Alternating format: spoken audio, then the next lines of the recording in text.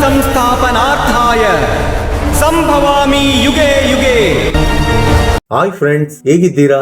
ಇವತ್ತಿನ ಅದ್ಭುತ ವಿಡಿಯೋಗೆ ನಿಮ್ಮೆಲ್ಲರಿಗೂ ಆತ್ಮೀಯ ಸ್ವಾಗತ. ನಮ್ಮ ಹಿಂದಿನ ತಲೆಮಾರುಗಳು ಅಂದ್ರೆ ತಾತ ಮುತ್ತಂದಿರ ಕಾಲದಲ್ಲಿ ಇರುವವರು ಸುಮಾರು 100 ದೀಪಾವಳಿಗಳನ್ನು ನೋಡಿದವರು ತುಂಬಾ ಮಂದಿ ಇದ್ದಾರೆ. ಅಂದ್ರೆ ಅವರು ಹೆಚ್ಚು ಕಡಿಮೆ 100 ವರ್ಷ ಬದುಕಿದ್ದಾರೆಂದು ಅರ್ಥವಾಗುತ್ತದೆ.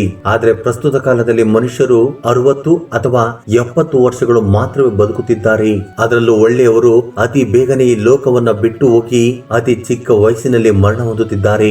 ದೇವರು ತುಂಬಾ ಒಳ್ಳೆಯವರನ್ನ ಅತಿ ಬೇಗ ಕರೆದುಕೊಂಡು ಹೋಗುತ್ತಾರೆಂದು ಮನೆಯಲ್ಲಿದ್ದ ದೊಡ್ಡವರು ಮಾತನಾಡಿಕೊಳ್ಳುವುದನ್ನ ನಾವು ಕೇಳಿ ಇದ್ದೇವೆ. ಈ ರೀತಿ ಏಕೆ ನಡೆಯುತ್ತಿದೆ ಎಂದು ಎಂದಿಗಾದರೂ ಯೋಚನೆ ಮಾಡಿದ್ದೀರಾ? ಕೆಟ್ಟದ್ದನ್ನು ಮಾಡುವವರಿಗಿಂತ ಒಳ್ಳೆಯದನ್ನು ಮಾಡುವವರೇ ಏಕೆ ಬೇಗ ಮರಣ ಹೊಂದುತ್ತಾರೆ? ಅಯ್ಯೋ, ಆ ದೇವರು ಎಷ್ಟು ಕ್ರೂರಿ! ಆ ಪಾಪವನ್ನು ಮಾಡಿದವರನ್ನು ಕರೆದುಕೊಂಡು ಹೋಗುವ ಬದಲು ಎಲ್ಲರಿಗೂ ಒಳ್ಳೆಯದನ್ನೇ ಮಾಡುವವನನ್ನೇ ಕರೆದುಕೊಂಡು ಹೋಗುತ್ತಾನೆ. ದಯೆ ಇಲ್ಲದವನು ಎಂದು ಮನೆಯಲ್ಲಿರುವ ದೊಡ್ಡವರು ದೇವರ ಮೇಲಿರುವ ಕೋಪವನ್ನು ಹೊರಗಡೆ ಹಾಕಿ ಮಾತನಾಡಿಕೊಳ್ಳುವುದನ್ನು ನಾವು ಕೇಳಿ ಇದ್ದೇವೆ. ಹಾಗಿದ್ರೆ ನಿಜವಾಗಿಯೂ ಇದು ನಡೆಯುತ್ತದಾ? ಅಸಲಿಗೆ ಇದರ ಹಿಂದೆ ನಿಜವಾದ ಕಾರಣ ಏನಾಗಿರುತ್ತದೆ? ನಿಜ ಹೇಳಬೇಕು ಅಂದ್ರೆ ಈ ವಿಷಯಗಳ ಬಗ್ಗೆ ತುಂಬಾ ಗ್ರಂಥಗಳಲ್ಲಿ ಪ್ರಸ್ತಾಪಿಸಲಾಗಿದೆ. ಇವತ್ತಿನ ಈ ವಿಡಿಯೋದಲ್ಲಿ ಈ ಪ್ರಶ್ನೆಗಳಿಗೆಲ್ಲ ಉತ್ತರವನ್ನು ತಿಳಿದುಕೊಳ್ಳುವ ಪ್ರಯತ್ನ ಮಾಡೋಣ ಬನ್ನಿ. ಸ್ನೇಹಿತರೆ, ಅದಕ್ಕೂ ಮೊದಲು ನಿಮ್ಮಲ್ಲೊಂದು ನನ್ನದೊಂದು ಸ್ಮಾಲ್ ರಿಕ್ವೆಸ್ಟ್. ಎಲ್ಲವೂ ದೈವ ಇಚ್ಛೆ ಎಂದು ನಂಬುವವರು ದೇವರಿಗೆ ನಿಮ್ಮ ಕೃತಜ್ಞತೆಯನ್ನು ತಿಳಿಸುವುದಕ್ಕೋಸ್ಕರ ಓಂ ನಮ ಶಿವಾಯ ಎಂದು ಕಮೆಂಟ್ ಅನ್ನು ಮಾಡಿ. ಜಾತ್ಯ ಸಿಹಿ ಧ್ರುವ ಮೃತ್ಯು ಎಂದು ಭಗವಂತನು ಭಗವದ್ಗೀತೆಯಲ್ಲಿ ಹೇಳಿದ್ದಾರೆ. ಗೀತೆಯ ಈ ಸಾರಾಂಶದ ಬಗ್ಗೆ ನಮ್ಮೆಲ್ಲರಿಗೂ ಗೊತ್ತೇ ಇದೆ. ನಮ್ಮ ಸನಾತನ ಧರ್ಮದಲ್ಲಿ ಒಬ್ಬ ವ್ಯಕ್ತಿ ಹುಟ್ಟುವ ಮೊದಲೇ ಆತನು ಎಲ್ಲಿ, ಯಾವಾಗ, ಹೇಗೆ ಹುಟ್ಟುತ್ತಾನೆ ಎಂದು ಯಾವಾಗಲೂ ನಿರ್ಧಾರವಾಗಿರುತ್ತದೆ ಎಂದು ಹೇಳುತ್ತಾರೆ. ಅಸಲಿಗೆ ಆ ವ್ಯಕ್ತಿ ಯಾರು, ಆತನ ತಂದೆ ತಾಯಿಗಳು ಯಾರು, ಯಾರನ್ನ ಯಾವ ಪರಿಸ್ಥಿತಿಯಲ್ಲಿ ಮದುವೆ ಮಾಡಿಕೊಳ್ಳುತ್ತಾನೆ, ಯಾವ ರೀತಿಯ ಮಕ್ಕಳಿಗೆ ಜನ್ಮವನ್ನು ನೀಡುತ್ತಾನೆ, ನಂತರ ಎಲ್ಲಿ ಯಾವಾಗ ಸತ್ತು ಹೋಗುತ್ತಾನೆ ಅಂತಲೂ ಕೂಡ ಯಾವಾಗಲೂ ನಿರ್ಧಾರವಾಗಿದೆ ಎಂದು ನಮ್ಮ ಹಿರಿಯರು ಹೇಳುತ್ತಾರೆ. ಎಲ್ಲ ಧರ್ಮಗಳಲ್ಲಿಯೂ ಮರಣಕ್ಕೆ ಮಾತ್ರ ಎದುರಿಲ್ಲ, ಅದುವೇ ಫೈನಲ್ ಎಂದು ನಂಬುತ್ತಾರೆ. ಯಾರೇ ಜನಿಸಿದರೂ ಎಂದಿಗಾದರೂ ಒಂದು ದಿನ ಮರಣ ಹೊಂದಲೇಬೇಕೆಂಬುದು ವಾಸ್ತವ ಸತ್ಯವಾಗಿದೆ. ಯಾರ ಜೀವನವಾಗಿದ್ದರೂ ಕೊನೆಗೆ ಮರಣವಾಗಿದ್ದರೂ ಭಗವಂತನ ಕೈಯಲ್ಲಿಯೇ ಇದೆ. ನಾವೆಲ್ಲ ಭಗವಂತನು ಆಡಿಸುವ ಆಟದ ಬೊಂಬೆಗಳು ಎಂದು ಈ ವಿಷಯದ ಮೂಲಕ ಅರ್ಥವಾಗುತ್ತದೆ. ಪ್ರತಿಯೊಬ್ಬರ ಜೀವನ ಚಕ್ರವನ್ನ ಆ ಭಗವಂತನೇ ಬರೆದಿದ್ದನೆಂದು ನಮ್ಮ ಪೂರ್ವಿಕರಿಂದ ನಾವು ತಿಳಿದುಕೊಂಡಿದ್ದೇವೆ. ಶಿವನ ಆಜ್ಞೆ ಇಲ್ಲದೆ ಇರುವೆ ಕೂಡ ಹುಟ್ಟುವುದಿಲ್ಲ ಎಂಬ ಸಾಹಿತ್ಯವು ಸುಮ್ಮನೆ ಬಂದಿಲ್ಲ. ಅಂದ್ರೆ ಎಲ್ಲವೂ ಕೂಡ ಭಗವಂತನ ಇಚ್ಛೆಯಂತಲೇ ನಡೆಯುತ್ತಿದೆ ಎಂದು ಇದರಿಂದ ನಮ್ಗೆ ಅರ್ಥವಾಗುತ್ತಿದೆ. ಅಂದ್ರೆ ಇಲ್ಲಿ ದೇವರು ಯಾವುದೋ ಒಂದು ಒಳ್ಳೆ ಕೆಲಸಕ್ಕೋಸ್ಕರನೇ ಪ್ರಪಂಚಕ್ಕೆ ಕಳಿಸುತ್ತಾನೆಂದು ನಮ್ಮ ಹಿಂದೂ ಧರ್ಮದ ಪುರಾಣ ಗ್ರಂಥಗಳಿಂದ ನಮಗೆ ಗೊತ್ತಾಗುತ್ತದೆ. ದೇವರು ಯಾವ ಕಾರಣದಿಂದ ಮನುಷ್ಯನನ್ನು ಈ ಭೂಮಿಗೆ ಕಳಿಸುತ್ತಾನೋ ಆ ಕೆಲಸ ಪೂರ್ತಿಯಾದ ತಕ್ಷಣ ದೇವರು ಅವರನ್ನು ಮರಳಿ ಕರೆದುಕೊಳ್ಳುತ್ತಾನೆ. ಅಂದ್ರೆ ಒಳ್ಳೆಯ ಮನುಷ್ಯನ ಮರಣವೆಂಬುದು ಅವನು ಮಾಡುವ ಒಳ್ಳೆಯ ಕೆಲಸದ ಮೇಲೆ ಆಧಾರವಾಗಿರುತ್ತದೆ ಎಂದು ನಮ್ಮ ಹಿಂದೂಗಳು ಬಲವಾಗಿ ನಂಬುತ್ತಾರೆ. ಇನ್ನು ಈ ಕಲಿಯುಗದಲ್ಲಿ ಪಾಪಗಳನ್ನು ಮಾಡುವ ಪಾಪಾತ್ಮರು 100 ವರ್ಷಗಳ ಕಾಲ ಬದುಕುತ್ತಾರೆಂದು, ಹಾಗೆಯೇ ಪುಣ್ಯಾತ್ಮರು ಅತಿ ಬೇಗ ಈ ಲೋಕವನ್ನು ಬಿಟ್ಟು ಹೊರಟು ಹೋಗುತ್ತಾರೆಂದು ನಮಗೆ ಗೊತ್ತಾಗುತ್ತದೆ. ಅಂದ್ರೆ ಒಬ್ಬ ವ್ಯಕ್ತಿ ಸತ್ತು ಹೋದ ನಂತರ ಖಾಲಿ ಕೈಯಲ್ಲಿ ಲೋಕವನ್ನು ಬಿಟ್ಟು ಹೊರಟು ಹೋಗುತ್ತಾನೆ. ಆದ್ರೆ ಆ ವ್ಯಕ್ತಿ ಸತ್ತು ಹೋದಾಗ 3 ವಿಷಯಗಳು ಅವನ ಹಿಂದೆ ಹೋಗುತ್ತವೆ ಎಂದು ನಮ್ಮ ಹಿಂದೂ ಪುರಾಣ ಗ್ರಂಥಗಳ ಮೂಲಕ ನಮಗೆ ಗೊತ್ತಾಗುತ್ತದೆ. ನಂಬರ್ 1 ಸಂಚಿತ ಕರ್ಮ, ನಂಬರ್ 2 ಜ್ಞಾಪಕ ಶಕ್ತಿ, ನಂಬರ್ 3 ಒಳ್ಳೆಯ ಕೆಲಸ.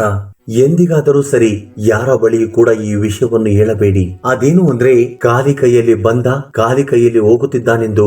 ಆದರೆ ದೇವರು ಖಾಲಿ ಕೈಯಲ್ಲಿ ಕಳಿಸುವುದಿಲ್ಲ ಎಂದು ಪ್ರತಿಯೊಬ್ಬರು ಕೂಡ ಅರ್ಥ ಮಾಡಿಕೊಳ್ಳಬೇಕು.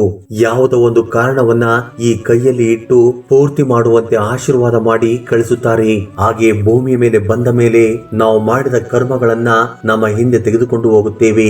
ಆದ್ದರಿಂದಲೇ ಖಾಲಿ ಕೈಯಲ್ಲಿ ಬಂದೆವೆಂದು ಯಾರ ಬಳಿಯೂ ಎಂದಿಗೂ ಕೂಡ ಹೇಳಬೇಡಿ. ಆದ್ರೆ ನಮಗೆ ತುಂಬಾ ಸಾರಿ ಅನಿಸುತ್ತದೆ, ನಮ್ಮ ಫ್ಯಾಮಿಲಿಯಲ್ಲಿ ಆಗಿರಬಹುದು ಅಥವಾ ಗೊತ್ತಿರೋರಾಗಿರಬಹುದು, ಒಳ್ಳೆಯವರು ಸತ್ತು ಹೋದ್ರೆ ತುಂಬಾ ದುಃಖ ಪಡುತ್ತೇವೆ. ಆ ವ್ಯಕ್ತಿ ಯಾರಿಗೂ ಕೂಡ ಹಾನಿ ಮಾಡಿರಲಿಲ್ಲ, ಯಾರಿಗೂ ಕೂಡ ಹಿಂಸೆ ನೀಡಿರಲಿಲ್ಲ, ಆದ್ರೂ ಕೂಡ ದೇವರು ಇಷ್ಟು ಬೇಗ ತನ್ನ ಬಳಿಗೆ ಕರೆದುಕೊಂಡ. ಒಳ್ಳೆ ಕೆಲಸವನ್ನ ಮಾಡಿದ್ರೆ ಹೆಚ್ಚು ಕಾಲ ಬದುಕಬೇಕಲ್ವಾ? ಯಾವ ಪಾಪಾತ್ಮನನ್ನು ಕೂಡ ದೇವರು ಎಂದಿಗೂ ಕೂಡ ಏನು ಮಾಡುವುದಿಲ್ಲ ಎಂದು ಮಾತನಾಡಿಕೊಳ್ಳುತ್ತಿರುತ್ತೇವೆ. ಆದ್ರೆ ದೇವರು ಯಾವುದೇ ಕಾರಣವಿಲ್ಲದೆ ಯಾವ ಕೆಲಸವನ್ನು ಕೂಡ ಮಾಡುವುದಿಲ್ಲ ಎಂದು ಈಗಾಗಲೇ ನಮ್ಗೆ ಅರ್ಥವಾಗಿರುತ್ತದೆ ಅಲ್ಲವೇ? ಅದೇ ರೀತಿ ನಾವು ಪುರಾತನ ಗ್ರಂಥಗಳಲ್ಲಿ ಕೇಳಿರುತ್ತೇವೆ ಅಲ್ಲವೇ? ಋಷಿಗಳು, ಮುನಿಗಳು, ದೇವತೆಗಳು ಯಾರಾದರೂ ಸರಿಯೇ ಕಿನ್ನರರು, ಅಪ್ಸರೆಯರ ಮೇಲೆ ಮೋಹವನ್ನ ಬೆಳೆಸಿಕೊಂಡರೆ ಅವರು ಮೃತ್ಯು ಲೋಕವಾಗಿರುವ ಭೂಲೋಕದಲ್ಲಿ ಹುಟ್ಟಬೇಕೆಂದು ಶಾಪವನ್ನು ನೀಡುತ್ತಿದ್ದರು. ಇವೆಲ್ಲವುಗಳನ್ನು ನಾವು ಸಿನಿಮಾದಲ್ಲಿ ನೋಡಿದ್ದೇವೆ, ಕಥೆಗಳಲ್ಲಿ ಕೇಳಿದ್ದೇವೆ. ಅಂದ್ರೆ ಭೂಲೋಕವು ತುಂಬಾ ಭಯಂಕರವಾದ, ದುಃಖಕರವಾದ ಪ್ರದೇಶವೆಂದು ಇದರಿಂದ ಅರ್ಥವಾಗುತ್ತದೆ. ಆ ರೀತಿ ಶಾಪವನ್ನು ಹೊಂದಿದವರು ಭೂಲೋಕದಲ್ಲಿ ಹುಟ್ಟಿ ಎಷ್ಟೋ ಕಷ್ಟಗಳನ್ನು ಅನುಭವಿಸಿ ಶಾಪ ವಿಮುಕ್ತರಾಗಿ ಮತ್ತೆ ಅವರವರ ಲೋಕಕ್ಕೆ ಹೊರಟು ಹೋಗುತ್ತಿದ್ದರು. ಅದಕ್ಕೋಸ್ಕರನೇ ಭೂಲೋಕವನ್ನ ಕರ್ಮ ಭೂಮಿ ಎಂದು ಕೂಡ ಕರೆಯುತ್ತಾರೆ.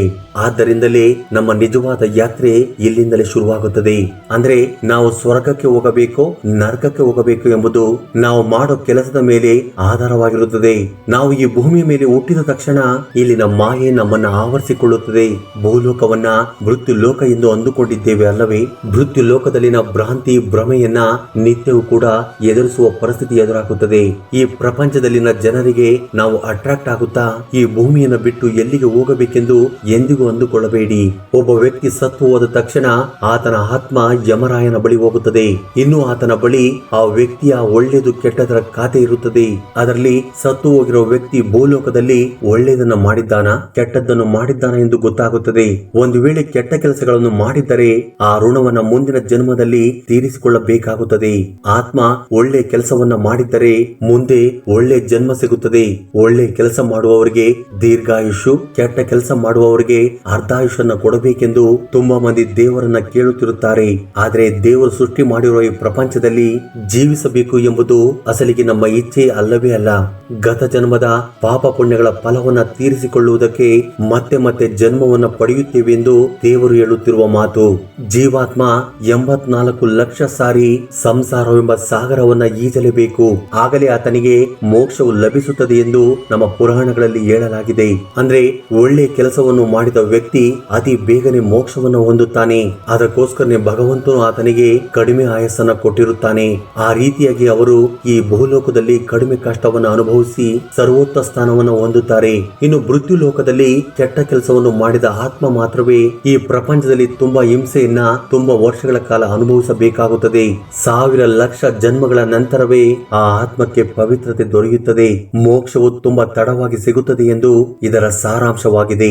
ಎರಡನೇ ವಿಷಯ ಏನು ಅಂದ್ರೆ, ಈ ಪ್ರಪಂಚದಲ್ಲಿ ನಾವು ಯಾವುದೋ ಒಂದು ಸಂಕಲ್ಪಕ್ಕೋಸ್ಕರ ಹುಟ್ಟಿದ್ದೇವೆಂದು ನಮಗೆ ಗೊತ್ತಾಗುವ ಹಾಗೆ ಮಾಡುತ್ತಾರೆ. ಅದಕ್ಕೋಸ್ಕರನೇ ಯಾವುದರ ಮೇಲೂ ಕೂಡ ವ್ಯಾಮೋಹವನ್ನ ಇಟ್ಟುಕೊಳ್ಳಬೇಡ ಎಂದು ಹೇಳಿ ದೇವರು ಈ ಲೋಕಕ್ಕೆ ಕಳಿಸುತ್ತಾರೆ. ಆ ರೀತಿಯಾಗಿ ಆ ಆತ್ಮ ತನ್ನ ಕೆಲಸವನ್ನು ಪೂರ್ತಿ ಮಾಡಿದ ನಂತರ ದೇವರು ತನ್ನ ಬಳಿಗೆ ಕರೆದುಕೊಂಡು ಹೋಗುತ್ತಾರೆ. ದೀರ್ಘಾಯುಷನ್ನು ಹೊಂದಿದವರು ಹಿಂದಿನ ಜನ್ಮದಲ್ಲಿ ಪಾಪವನ್ನು ಮಾಡಿದವರು ಎಂದು ಅರ್ಥವಲ್ಲ. ಹೆಚ್ಚು ಕಾಲ ಬದುಕುತ್ತಿದ್ದಾರೆ ಎಂದರೆ ಅವರು ಮಾಡಬೇಕಾಗಿರುವ ಕೆಲಸ ಬಾಕಿ ಇದೆ ಎಂದು ಅರ್ಥ. ಸ್ನೇಹಿತರೆ, ಒಳ್ಳೆಯ ವ್ಯಕ್ತಿಗಳು ಅತಿ ಬೇಗ ಏಕೆ ಸತ್ತು ಹೋಗುತ್ತಿದ್ದಾರೆ ಎಂದು ಈಗ ನಿಮಗೆ ಅರ್ಥವಾಗಿರುತ್ತದೆ ಎಂದುಕೊಳ್ಳುತ್ತೇನೆ. ಈ ಜನನ ಮರಣಗಳ ರಹಸ್ಯ ತುಂಬಾ ಆಳವಾಗಿದೆ.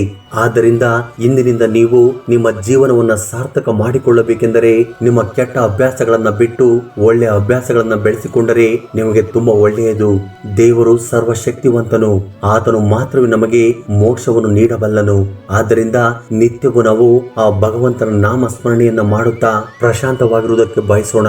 ಇದಕ್ಕೂ ಮೊದಲೇ ನಾವು ಮಾಡುವ ಒಳ್ಳೆ ಕೆಲಸಗಳು ನಮಗೆ ಪ್ರಶಾಂತತೆಯನ್ನು ನೀಡುತ್ತವೆ ಎಂದು ಪುರಾಣ ಗ್ರಂಥಗಳಲ್ಲಿ ನಾವು ನೋಡಿದ್ದೇವೆ. ತಿಳಿದುಕೊಂಡ್ರಿ ಅಲ್ಲವೇ? ತುಂಬಾ ಒಳ್ಳೆಯವರನ್ನು ದೇವರು ಅತಿ ಬೇಗ ಏಕೆ ಕರೆದುಕೊಂಡು ಹೋಗುತ್ತಾನೆಂದು.